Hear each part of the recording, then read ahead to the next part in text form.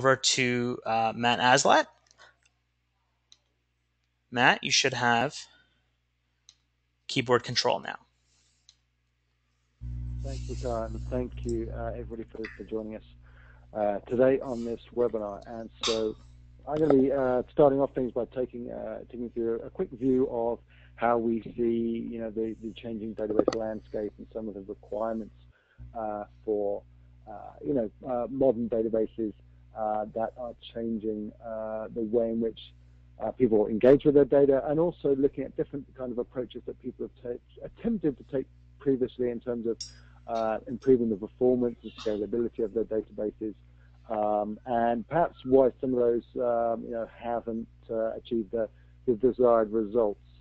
I'm not sure I've got control of the slide, so if you could just click on to the next slide. What I'll do before that, while we're just figuring this out now, is just give you a brief introduction to 451 Research and the 451 Group. So 451 Research is an industry analyst company focused on IT innovation, system software, services, etc., and is part of the larger 451 Group.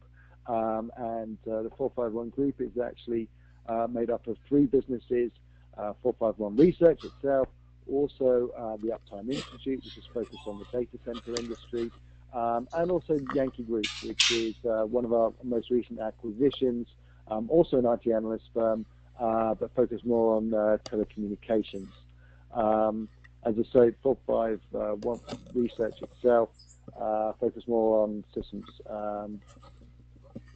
software, hardware, services, etc. We have about 700 individual subscribers, and about 10 times that number in terms of about 700 company subscribers, about 10 times that number in terms of individual subscribers.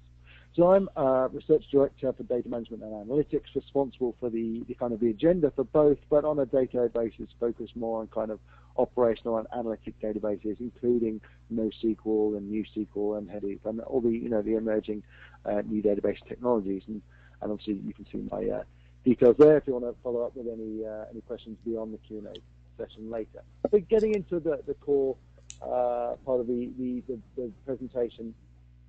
Hey Matt, I'm sorry to interrupt. Yeah. Would you mind just speaking up a little bit? You're coming through a little muted.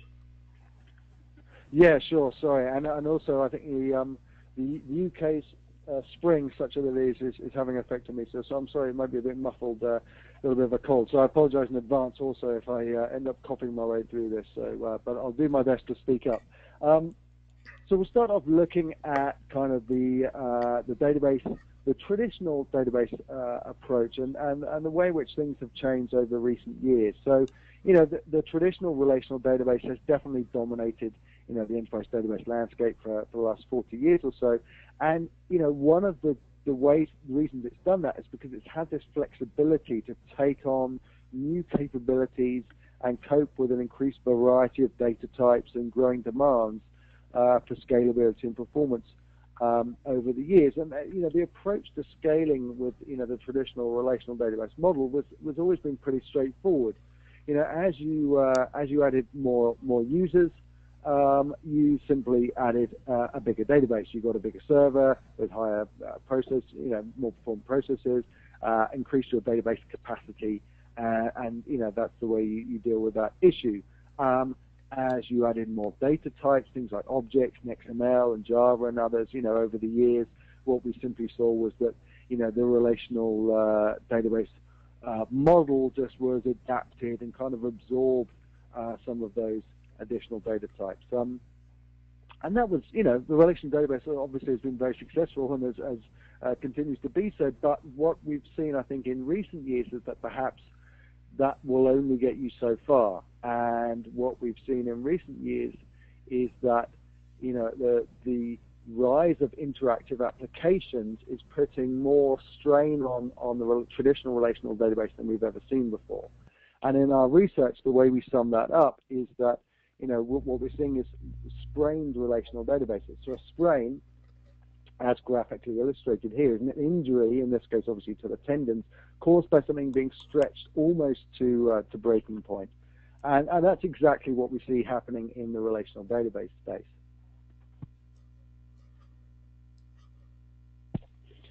Over the years, as we've seen that the relational database absorb those different data types, take on new scalability requirements.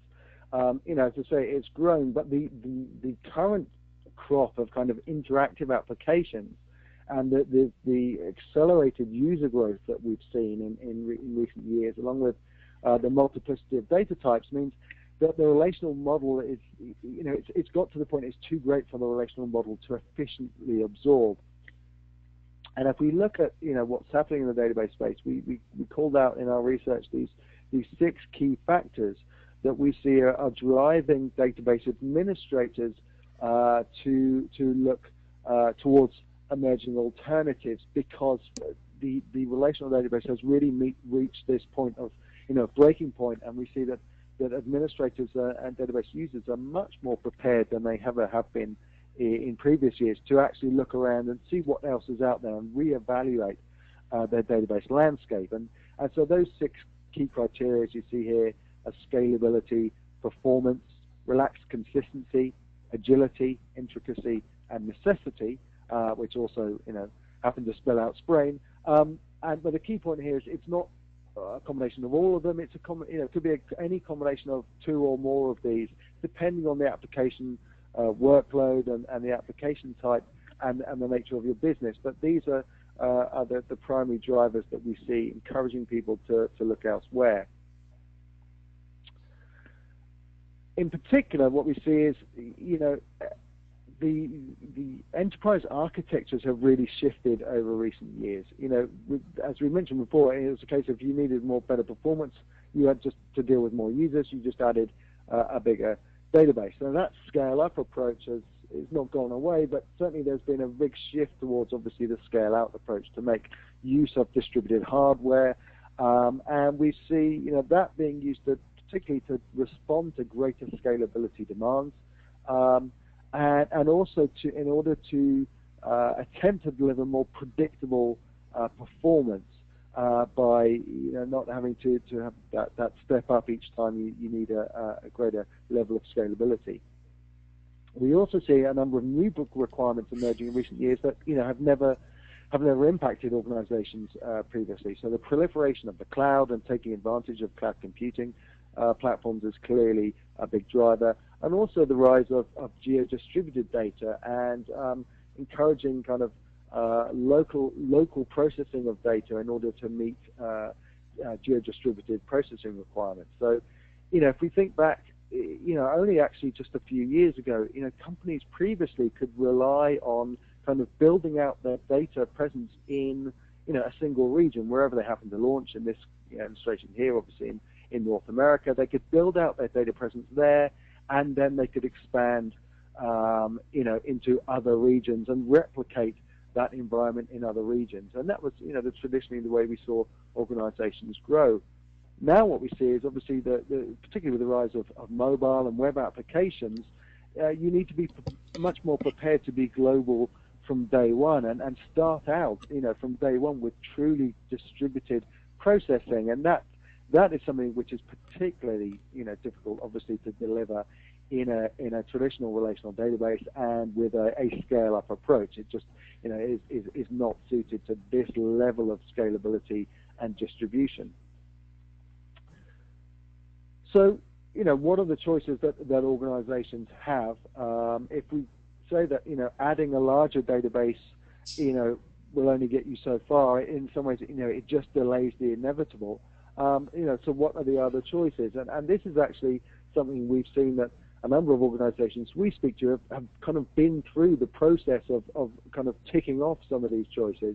And so, this is kind of a path that we see our organizations having taken. One of those is, the first approach is kind of to add more slaves into the mix. And that's a very good way of scaling requeries that we've seen. But, from a negative standpoint, it immediately introduces the potential for asynchronous replication slave lag. and it immediately becomes a management issue, an administrative even issue in terms of just keeping the database up and running and keeping that performance at the level that you require. And what we've seen with a number of organizations is it's a very good way to start, but eventually, you hit a wall where you're just having to look at other approaches anyway. One of then obviously the more popular approaches that organizations have taken is sharding. And there's different approaches to sharding, each of which has some positives, but definitely have some negatives as well. From the positive perspective, sharding can definitely increase the scalability of the database landscape to serve, particularly we've seen it adopted for high traffic applications. You can do that at the horizontal level across the masters. One of the main kind of negative points we've seen there with organizations looking at this is that it does require, the application may need to be rewritten, it needs to be a shard aware. And depending on the nature of your application and where you are in the nature of your business, that may or may not be something that you're looking to a path you're looking to go down. Sharding across the slaves, is therefore potentially alleviates some of that issue. But what we've seen in some of the organisations we've spoken to is, again, it kind of only gets you so far, and it's something of a temporary fix, because you keep having to add more slaves. You keep as you reach an increasing number of users, so you potentially have to keep resharding that data across the slaves. And so again, it just becomes that administrative headache, which we find can, even if the database itself is potentially handling the workload, you end up with the administrator being the one that's tearing their hair out in terms of trying to manage that infrastructure. Another approach is read-write splitting, and this is something that definitely has its place. We see this being used to make better utilization of the available resources. So, you have the writes going to the master that's synchronized with the slaves, and then the reads being served by the slaves. So you're getting potentially better use of those resources that you have available. The negative point, again, being that asynchronous replication, can lead to slave lag, and again, it quickly potentially becomes, a management headache for the database administrator. Another route that a lot of organizations go down, particularly for web applications, again, is around down the caching route, and this has definitely again has its place. It's definitely been very successful in certain applications for improving read performance for frequently accessed data. The negative point being, and anybody who's obviously been down this route is probably well aware of this, and they have to, obviously again, plan in advance to deal with some of these issues, is that, that cache is for the most part not persistent, and the architecture itself doesn't necessarily solve write performance issues. So yes, if your application requires, high read performance, then this is definitely potentially a solution. As soon as you add a few writes into the mix, it begins to run into problems.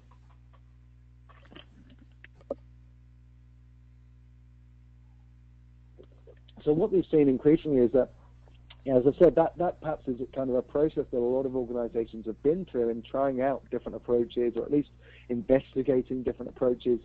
And, they even said each of them has a place, but for some organizations, we've seen this where they've been through all of them and discarded them all, and they end up at the point of, well, where do we go from here? And one of the solutions is essentially to kind of rip it up and start again, and that's where we see NewSQL coming in. NewSQL being, the new breed of relational database technologies designed specifically for distributed architecture and flexible data management requirements. And many of the products that we see in this category, the organizations behind them have really, gone back to the drawing board and rethought the relational database and what is required of the relational database to make the most efficient use of this distributed architecture. the caveat to that, it's important to note that not all the kind of NewSQL technologies are created equal, and we're definitely consider ourselves partly responsible for this. We coined that term. We didn't necessarily think it would catch on. I think if we had known, we might have been a little bit more careful about describing precisely what we considered to be a NewSQL database. But nevertheless, the term kind of took on a life of its own, and it's come to be used to describe a variety of different technologies. Again, each with kind of positive and negative aspects to them. So one of those is advanced storage engines, and obviously we particularly see this in the MySQL space, and MySQL obviously highly popular for web applications, and a lot of the ways, traditionally that organizations have looked to improve the performance and scalability of their MySQL databases for particular applications is by using a special purpose advanced storage engine. So those have been used. They can be quite successful in terms of one of the advantages is that you can retain the familiarity with your MySQL skills and tools, and they should work out of the box with those applications. I think one of the negatives we see of this, and we've actually seen the kind of the market, if you like, for MySQL storage engines diminish over recent years. One of the reasons being obviously Oracle now owning MySQL and NuODB now becoming the default storage engine. But also I think it's a funny way almost to rethink your application is to start with the center of your database, and you're effectively re-architecting from the inside out. And I think a lot of organizations, when they're looking at their new generation of applications, they want to start with the application requirements and work from there, not start with the storage engine of the database and build out from there. So, that's to say they have a place, but we've seen that the use of them diminishing, and I think one of the reasons is because of that approach. Secondly, we look at kind of advanced clustering, shard management approaches. So, one of the ways to alleviate some of the negatives we talked about with sharding in the previous slides is to adopt a technology which takes some of the administrative headache out of dealing with those shards. So we do see an emerging opportunity for technologies in that space. One of the advantages again is about retaining that application compatibility while adding scalability and hopefully alleviating some of the management headache. On the negative side, they obviously do add another layer into the stack, and so depending on your perspective, that may or may not be something that you want to consider. And also, we see there's a potential there that they'll only get you so far. I mean, if you look at all those approaches we looked at previously, they definitely have solved the problem for a short period of time, and then eventually you reach the edges of that, and then you have to think again. So it remains to be seen if some of these new approaches will eventually run into the same headache. But there's definitely the potential of that. So the third approach, and perhaps the new NewSQL, if you like, is about new databases specifically designed to support distributed architecture. As I say, we've seen a variety of these emerging over recent years.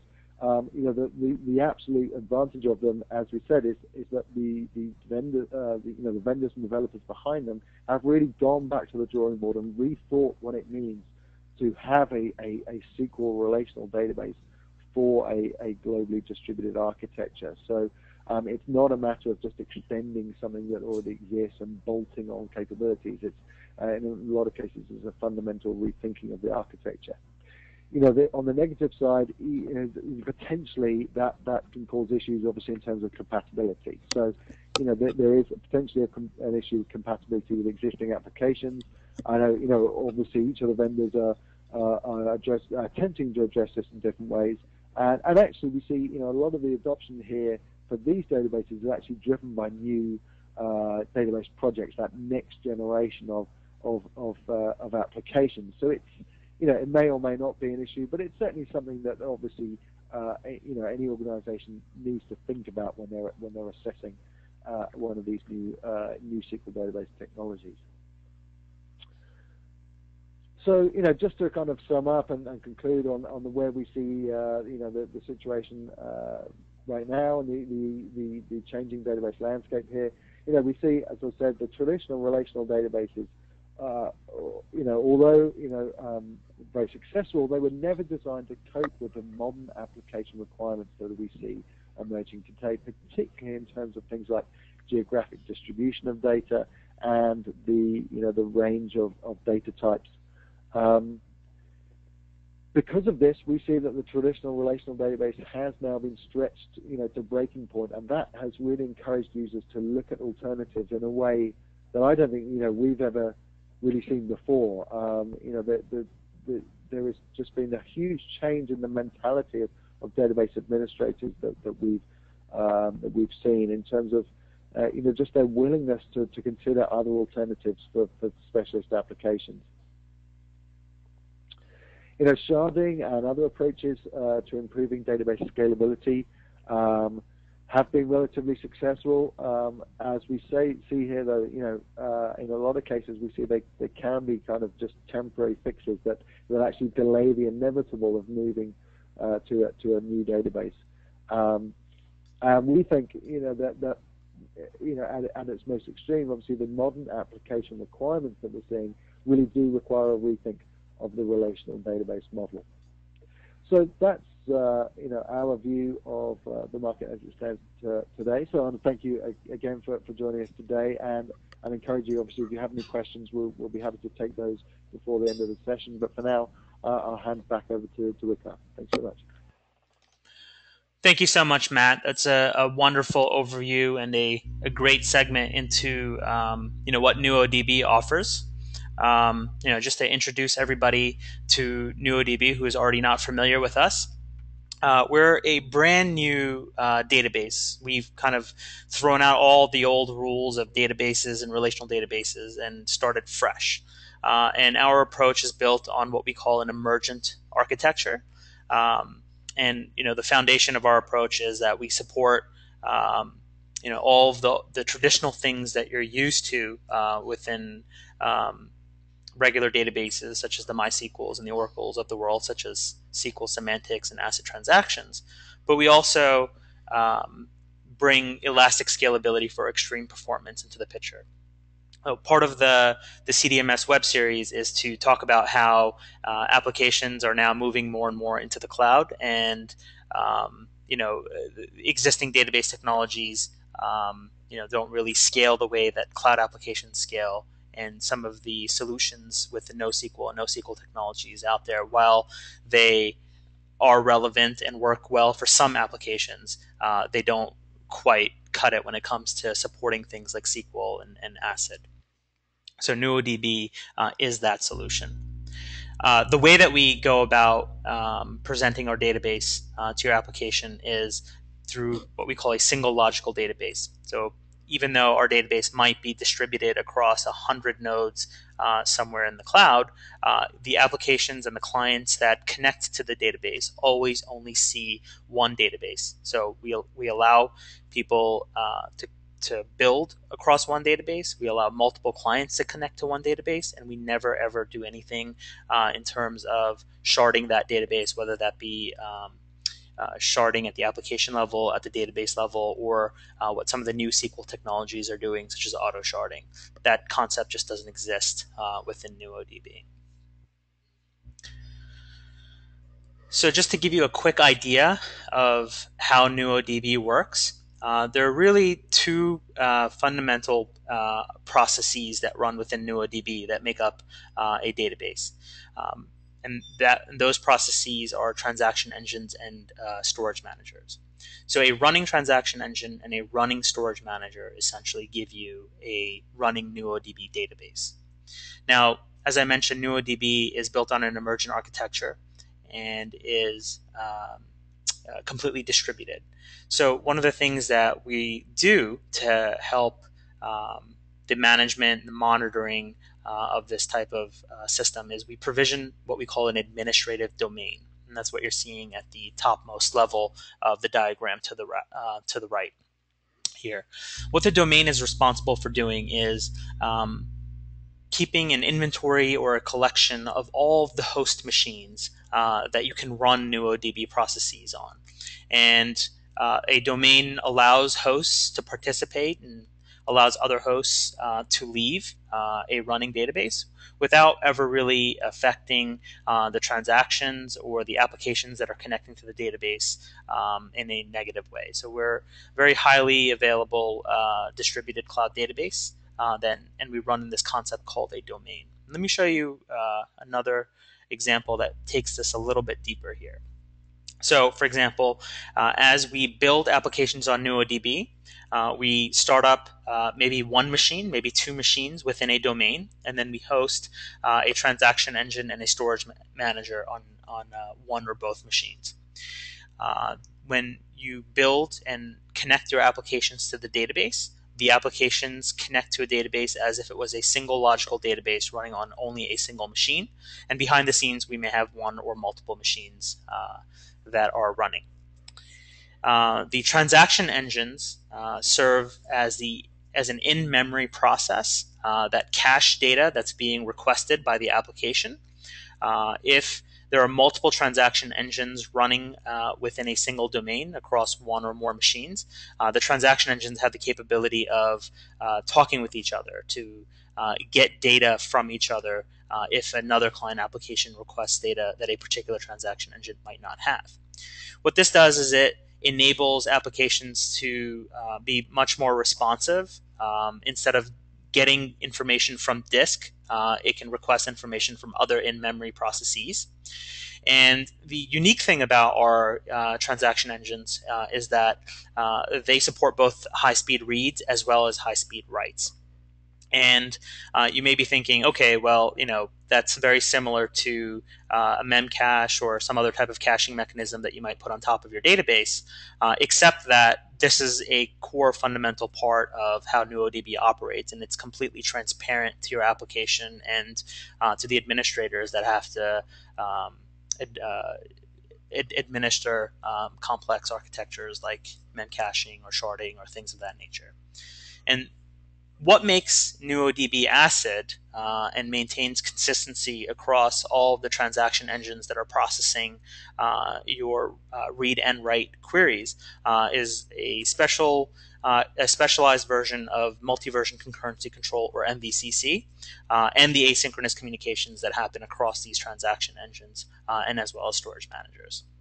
So as transactions come in, we are actually not blocking any kind of operations. We're optimistically broadcasting the transaction or the update across all of the different transaction engines, and then we're using this versioning mechanism to update the versions of the records as they change and make sure that they're available to all transaction engines that are requesting them. And then storage managers in this case are similar to transaction engines, where transaction engine is responsible for connecting to client applications and processing your queries that your applications are executing. The storage manager is responsible for the D in ACID, making sure that your data is durable, and storage managers essentially write your data to disk and fetch it from disk when transaction engines request it. So again, I know I'm throwing a lot of information at you guys. If you have any questions, please make sure that you use the chat window and go to the GoToWebinar to ask your questions, and we can answer them at the end. So here's how you scale NuODB. So one of the fundamental things that we changed about our cloud database is that we don't necessarily need to consume resources from any single machine that's running in a given domain. So if you're scaling a MySQL, SQL Server, or Oracle instance, if you want more transactional throughput, if you want more concurrency, you can buy a bigger machine, or you can resort to things like partitioning and sharding. With NuODB, we scale out across multiple different machines. And if you add more clients to your application and you need more concurrency and you need more transactional throughput, you can simply add more transaction engines, and we will scale in a near linear fashion. That's the fundamental difference between us and other existing database technologies. No sharding with NuODB. So again, as I mentioned, no matter how many processes that you add, no matter how many host machines you add to your applications, the database continues to present itself as a single logical database. And each transaction engine caches the data that the client applications are requesting from it. That doesn't necessarily mean that we're caching entire database tables in any given transaction engine. What that essentially means is that we're caching maybe just the specific records that client is requesting. And then when those records are no longer in demand, those records get garbage collected. So there's no requirement that your entire database needs to fit in memory. Now, that doesn't mean that your entire database cannot fit in memory. So for applications that demand high-speed OLTP transactions and the millions of records per second, it may be a good idea to put the entire database in memory. But one of the things that NuODB does is, again, it continues to provide those ACID guarantees across the entire database. So any record that's updated in one transaction engine is always available when a client application connects to the database, maybe using a different transaction engine. If you noticed, there are many transaction engines running in the diagram on the right, and then there are two storage managers that are supporting these transaction engines. What that does is, because storage managers are very similar in terms of the type of process they are compared to transaction engines, that adds one more layer of built-in redundancy. So you add an extra storage manager, you have built-in redundancy. If one of these storage managers goes down, not a problem. Your database continues to run, and your applications are really not adversely affected when it comes to processing those transactions. One of the major advantages of this type of architecture is that we're very highly fault tolerant. So I mentioned, if one storage manager goes down, you're still good. But what if 3 transaction engines went down along with that one storage manager? Well, there clearly would be degradation of performance of your database. However, the database is still running. We are very highly available.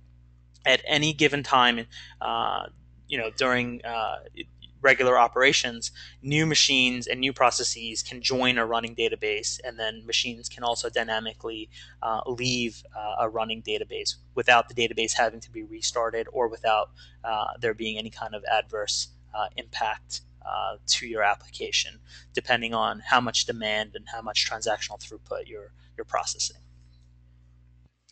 And that's kind of how we get around the whole issue of sharding and really make this type of architecture unnecessary to scale your applications in the cloud. Just a quick overview of the NuODB architecture. So starting from the left-hand side, because of the distributed nature of our database, we can actually provision domains that go across public clouds and private data centers in what we call the hybrid mode. So obviously you can have a domain that runs completely in a data center or completely in the cloud, but we would support both modes of operation if somebody required us to do so. So you can have some host machines that live in the cloud, some machines that live in a data center, and you would have a hybrid environment. The other interesting thing about NuODB is the types of operating systems that we support within a given domain. You can actually run a single logical NuODB cloud database across all supported operating systems. So for example, if you had 10 transaction engines within a given domain, some of them could run on a Linux machine, others would run on a Windows machine. You can even have some run on your Apple laptops. And the database, even though it's distributed across all these different operating systems, continues to work as a single logical database, and that's how it presents itself to your applications. Moving towards the right, this is the 3 core tiers of the NuODB architecture. So starting with the management tier, we have what we call a broker. which maintains a global view of your domain and your network topology. It's responsible for understanding which host machines are available to a given domain, what databases are running across what machines, and it also acts as a load balancer and connects your applications directly to the corresponding transaction engine that's most responsive. Following the broker, we have what we call an agent. An agent maintains a local view of the machine that's participating in a domain. So the only thing that a host machine needs running on it to participate in a domain is an agent. And then we wrap everything up nicely for administrators within the NuODB console. The console is essentially your centralized monitoring dashboard for all the different hosts and databases that might be running within your domain. Below the management layer is our transaction engine. And the transaction engine, as I mentioned earlier, is what's responsible for accepting and processing all of the queries that your client applications are issuing. And then beneath that, we have the storage managers, which are responsible for persisting your data to a file system. And below all of this are the different file systems that we support. Fundamentally, NuODB is unlike any kind of database that you know of that's relational. We actually don't look like a traditional relational database underneath the hood, meaning there are no such things as actual rows and tables within our system. Everything gets created and stored and processed as a key value pair. So as a result, we're able to use any kind of key value pair persistence mechanism behind the scenes. So you can use your local file system, you can use Amazon's S3, or if you have an HDFS cluster running on your within your data center, you can also use your HDFS cluster for managing storage. So here's a quick screenshot of NuODB in action. We've recently tested NuODB across Google GCE. If you missed our Developer Live webinar, you can go to our website and go to the resources section, and you can watch it again on YouTube. But essentially, we were able to demonstrate near linear scalability on GCE across 32 nodes. Very exciting for us. And each release, we have one coming out very shortly here. We're adding more and more performance benefits to the product. So if you haven't downloaded NuODB, definitely go and download it, and you'll be pleasantly surprised with what you'll see. Okay, so before we jump into the Q&A section, I just want to give everybody a quick walkthrough of the product itself, just to show you guys what it looks like and how easy it is to actually get up and running. So what I have on my machine right now is just a little virtual machine that I have NuODB running on. And I just want to walk you through the console component of NuODB, just to give you an idea of what you get when you download this. So right out of the box, the only thing that you have to do to get NuODB up and running is to run the installer and run the NuODB Quick Start, which is essentially just one command. It's /run quick start, and once you run quick start, it'll actually bring you into the console that we're looking at here. The first time that you open NuODB, you're going to see this little domain screen here, and when you click on a domain, it's going to tell you, hey, this domain is running. It's the licensing agreement that you have with that particular domain. You can go back and you can see the databases that are running within that domain. And right now, I just have a database that's running a demo behind the scenes here. This demo is essentially just generating some number of transactions and some number of connections per second, and it's just humming along behind the scenes. And we can click further into the database, and it'll show us the different processes that are running within that database. So one of the things that we really strive for in this interface is we wanted to make it simple, we wanted to make it easy to use, but we also wanted to make provisioning new processes straightforward. So for example, when I'm in this database and I want to add more transactional throughput, I can go ahead and add process. select the database that I want to add the process to, select the type of process. In this case, it's going to be a simple transaction engine, and then select the host. Now, I only have one VM running on my local laptop machine here, but let's say I had 32 VMs. So essentially, you would see a list of 32. You would select the one that you wanted to create the transaction engine on, hit submit, and it would start up a new process right on that local machine. Or the machine that you've picked, and here we have it. So now we have two transaction engines running on this one VM.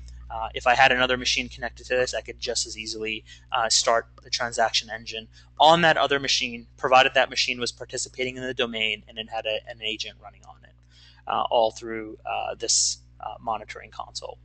Down here, we have some activity reports that you can see. They give you a quick snapshot of how this works. You can actually configure these by going into the settings section. And you have some ability to configure what you want to see. You can also add custom alert messages that are much more meaningful to you and your organization as you start using the product. Okay. So again, just wanted to give everybody a very quick overview into the product actually working. This is essentially the main interface to our application. In release 1.1, which is going to be coming out later next month, we're actually going to do a complete refresh of the console, and you'll be able to do a lot more things related to the running databases. So you'll be able to process queries and browse all different kinds of things within your database right through the web application. Okay, so that's all I wanted to show in terms of demo. Going back, I know we have just a few minutes left here. Who's using NuODB today? Well, we recently announced in fact, today we announced a partnership agreement with Amazon. NuODB is now officially available on the Amazon AWS Marketplace. So if you wanted to give us a test drive, you can actually go to the AWS Marketplace, just type in NuODB, and we'll pop right up, and you can go ahead and start provisioning NuODB databases on the Amazon infrastructure at no charge. There is a free version. And then there are also other commercial versions available depending on your transactional needs and your scaling needs. Okay. Why NuODB? NuODB is the only elastically scalable database that supports SQL semantics. But beyond that, it's not just about SQL. It's about being able to support other paradigms as well. And later this year, we're also going to be able to support some NoSQL capabilities on top of NuODB while still maintaining ACID transaction capabilities. If you're looking for something that's built-in geographic redundancy, so you're a big, you want to create a website or some kind of web application that runs globally in a 24/7 situation, you can distribute all of our transaction engines to different regions of the world and maintain a very highly responsive website built on top of NuODB. And because of our unique emergent architecture, uptime is guaranteed. So, an entire data center could go down, and as long as you had enough redundant transaction engines and storage managers in the system, your application would always be up. So with that said, we'll open it up to questions. We have about 10 minutes to go, so we can you can ask your questions here, and if we don't get to your particular question, then we'll make sure that we reach out to you through email, and we'll be able to answer your questions there. Right?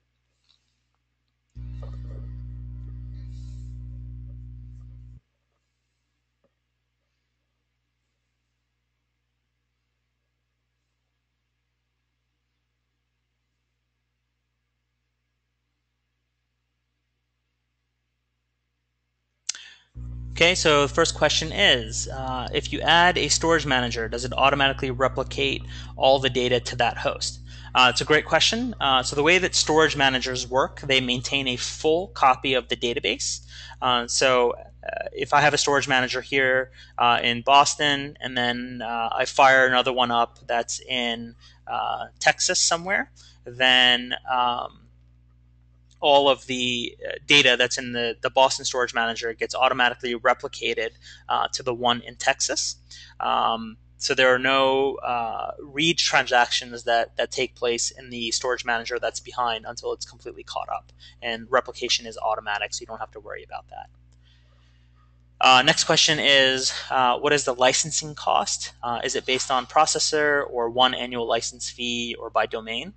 Right now, we're licensing on the domain level. However, you can go to Amazon, and the licensing is actually specific to the types of machines that you're provisioning.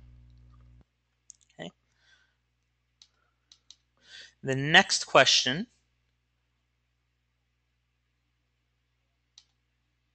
is, would you ever want to add a third storage engine?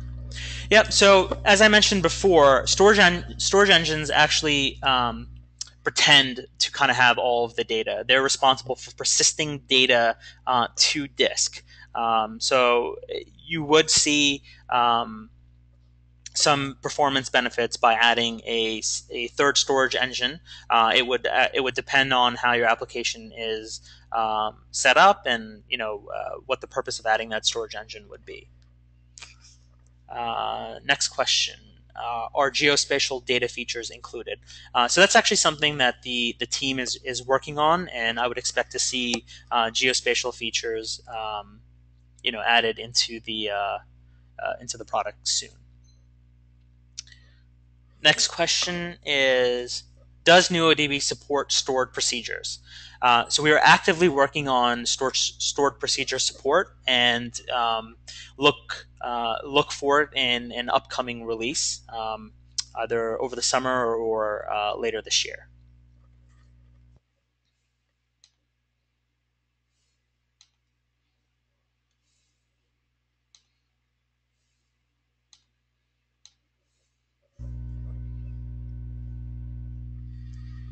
Okay, so here's a great question. How does NuODB handle big data? So everybody has their own definition of big data. So the way that some companies define it, they use the three V's: volume, velocity, and variety.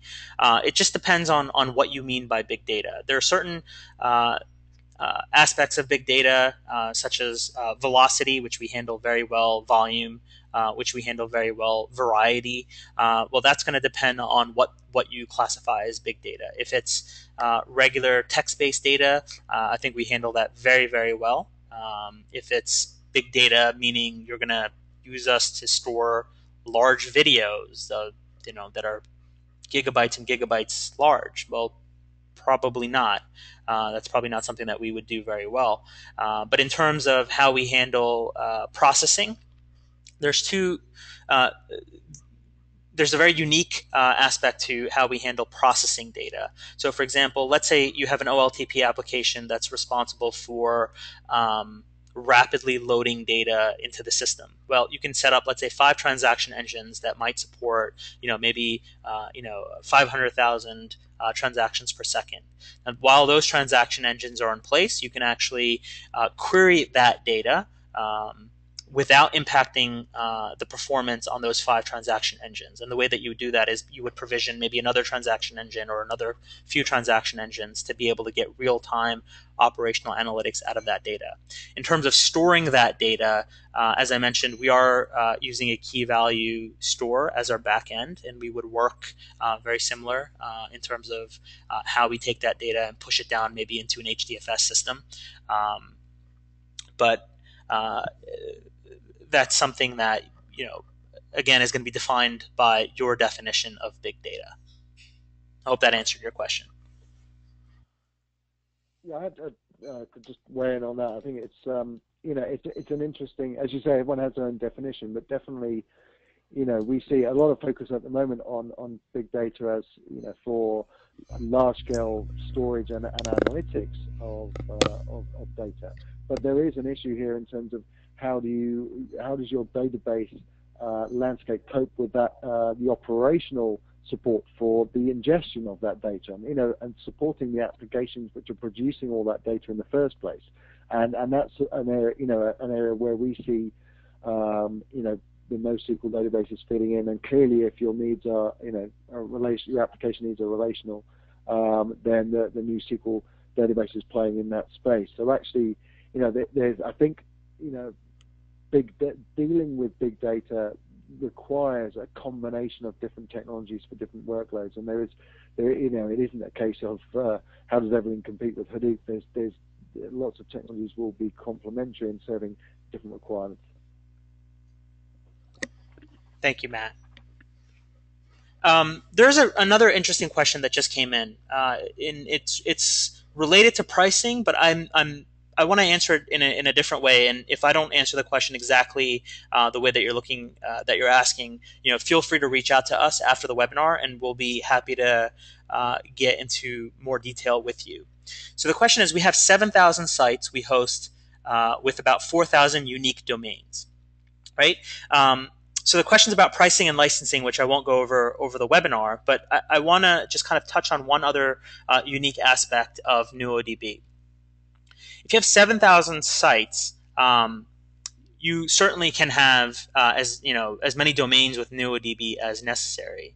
But the real question is, how are you using those sites? Are you creating 7,000 databases? Are you creating 4,000 databases? One of the interesting things about the cloud and cloud databases is the need to support multi-tenant applications that require large numbers of clients connecting into the same database. The way that traditional databases handle this are through schema partitioning.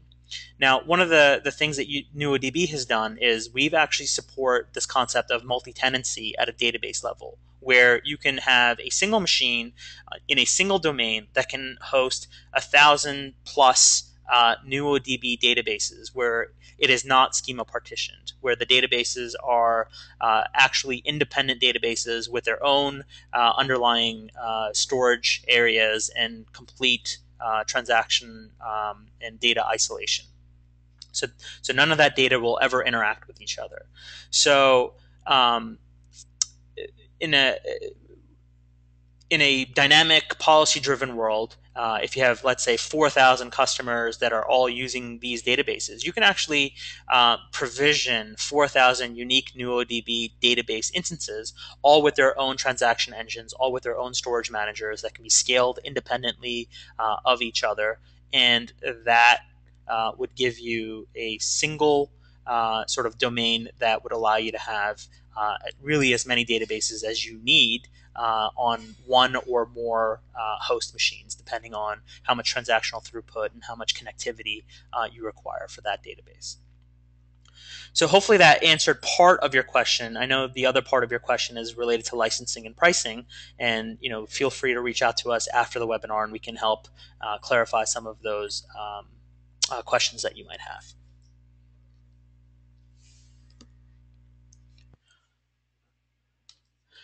Okay. All right, so that's all the time that we have today for the webinar. Thank you so much for joining us for the second part of the NuODB CDMS series. There are going to be 3 other parts to this series, so we look forward to seeing you guys there again. Thanks once again. And again, if we didn't get to your question, we will email you guys directly. Please feel free to email us. You can reach us at marketing@nuodb.com. And don't forget to take the survey at the end of the webinar to let us know how we did.